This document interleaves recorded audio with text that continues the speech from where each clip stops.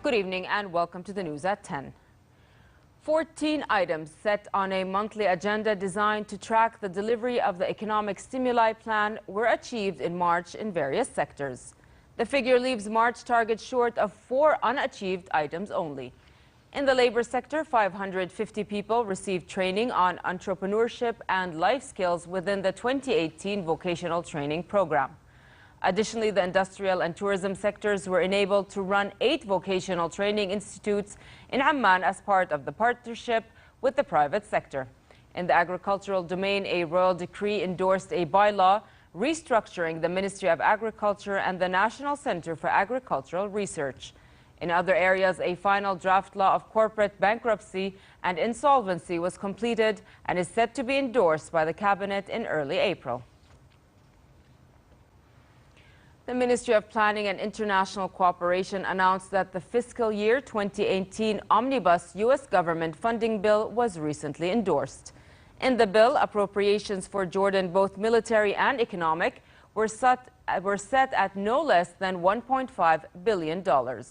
Planning and International Cooperation Minister Imad Fakhoury underscored that these figures significantly exceed the indicative amounts included in the recent concluded Memorandum of Understanding on strategic partnership between the two countries. Fakhoury stated that this attests to the U.S. side, both Congress and administration, great understanding of the challenges that Jordan is facing and to the role Jordan has been playing regionally and globally.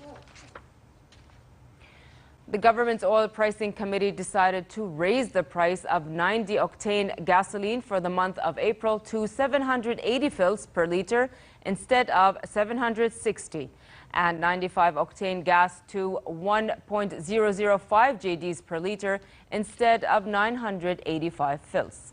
The committee said in a statement that it also decided to raise the price of diesel to 570 fils per liter instead of 560.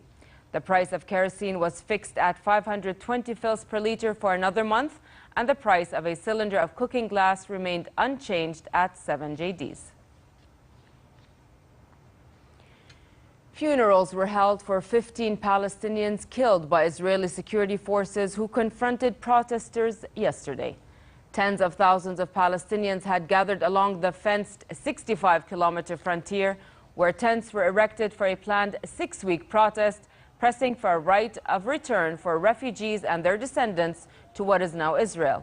The protest is scheduled to culminate on May 15, the day Palestinians commemorate the Nakba, when hundreds of thousands fled their homes in 1948 when Israel was created. A fire broke out at the Houthi-controlled Yemeni port of Hodeidah early today, destroying warehouses filled with cooking fuel and foodstuffs. According to port workers, fire trucks had not been able to put out the blaze in the warehouses area, which they said appeared to have been caused by an electrical short circuit.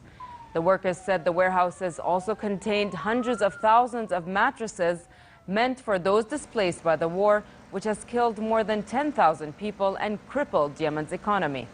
Hodeidah port on the Red Sea handles the bulk of Yemen's imports, including critically needed food aid and aid supplies.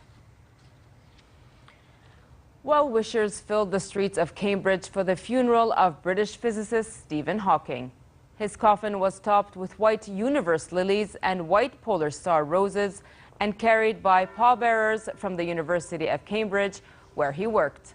The coffin was greeted by a large crowd outside the church, who clapped as it was carried in.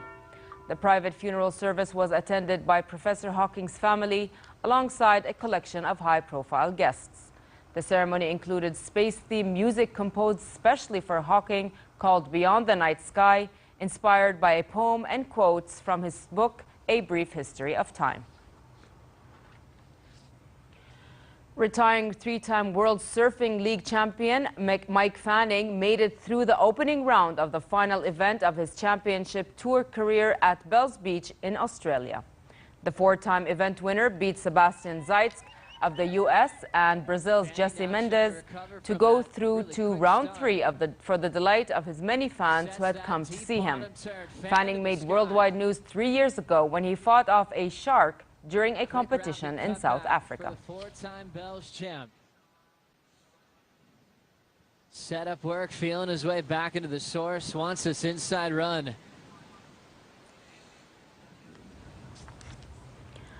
And finally, the weather outlook. Relatively cold conditions prevail across the kingdom for the rest of tonight with northeasterly light winds. A rise in temperature is expected tomorrow, creating fair conditions in most regions with southeasterly moderate winds. Amman can expect a high of 21 degrees Celsius and a low of 13 degrees, while in the Gulf of Aqaba, relatively hot conditions are in the forecast with a high of 31 degrees, sliding down to 18 degrees at night. With that, we come to the end of tonight's news. I'm Nancy Khair. Thank you for watching. Have a good night.